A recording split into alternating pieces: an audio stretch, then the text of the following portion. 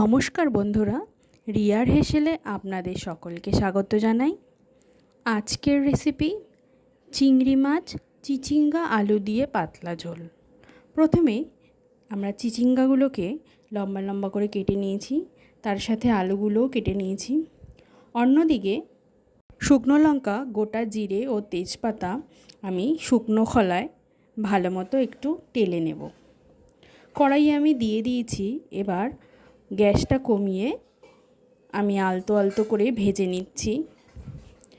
আমাদের ভাজা হয়ে গেছে। এবার আমি অন্য একটা পাত্রে ঢেলে নিয়ে কড়াইয়ে সামান্য পরিমাণ তেল দিয়ে তাতে কেটে রাখা আলুটাকে দিয়ে দেব।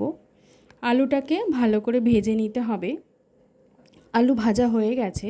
এরপর ওই তেলের মধ্যেই আমরা চিংড়ি মাছ, তার সাথে হলুদ ও সামান্য পরিমাণ নুন দিয়ে মিশিয়ে ভালো করে নেব এবং ওই তেলের মধ্যেই আমরা চিংড়ি মাছগুলোকে ভেজে নেব। খেয়াল রাখতে হবে চিংড়ি মাছগুলো যাতে বেশি ভাজা না হয়ে যায়, তাহলে রাবারের মতো রাখবে।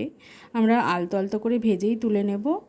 ভাজার পর আমরা চিচিঙ্গাটাও ওই কড়াইয়ের মধ্যে ভালো করে ভেজে নেব।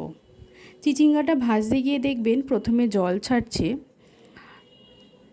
জলটাকে শুকিয়ে গেলে তার মধ্যে আমরা আলুটাকে দিয়ে আবারও ভালো করে মিশিয়ে নেব এবং পরিমাণ মতো জল দিয়ে দেব। স্বাদ অনুযায়ী লবণ, হলুদ দিয়ে আমরা ভালো মতো মিশিয়ে নেব। ঝোলটা ফুটে গেলে আমরা কেটে রাখা কাঁচা লঙ্কাটাকে ঝোলের মধ্যে দিয়ে ভালো করে মিশিয়ে নেব। অন্যদিকে যে মশলাটা আমরা টেলে রেখেছিলাম সেটিকে শিলনোড়ায় দিয়ে ভালো মতো বেটে নেব। আমাদের মশলাটা বাটা হয়ে গেছে। এবার আমরা কড়াইয়ে বেশ খানিকটা তেল দিয়ে, এটা কিন্তু অন্য একটা পাত্রে, বেশ খানিকটা তেল দিয়ে শুকনো লঙ্কা, তেজপাতা ও কিছুটা পরিমাণ রাঁধুনি ফোড়ন দিয়ে দেব। রাঁধুনিটা একটু লাল লাল হয়ে ভাজা হয়ে আসলে আমরা ঝোলটার মধ্যে এই তেলটা দিয়ে দেব। একটু সাবধানে দেবেন, কারণ ঝোলের মধ্যে তেলটা দিতে গেলে এটা ছিটকায়। কিছুক্ষণ ফুটলে আমরা ভেজে রাখা চিংড়ি মাছটাও ঝোলের মধ্যে দিয়ে ভালো মতো নাড়িয়ে চাড়িয়ে নেব। এই পর্যায়ে আমাদের বেটে রাখা মশলাটা এখন ঝোলের মধ্যে দিয়ে দিতে হবে।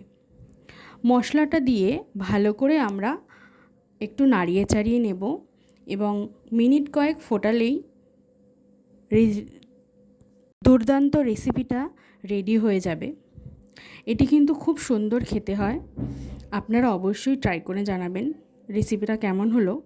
ভিডিওটা ভালো লাগলে অবশ্যই চ্যানেলটা সাবস্ক্রাইব করে দেবেন এবং পাশে থাকা বেল আইকনটা প্রেস করবেন। নমস্কার।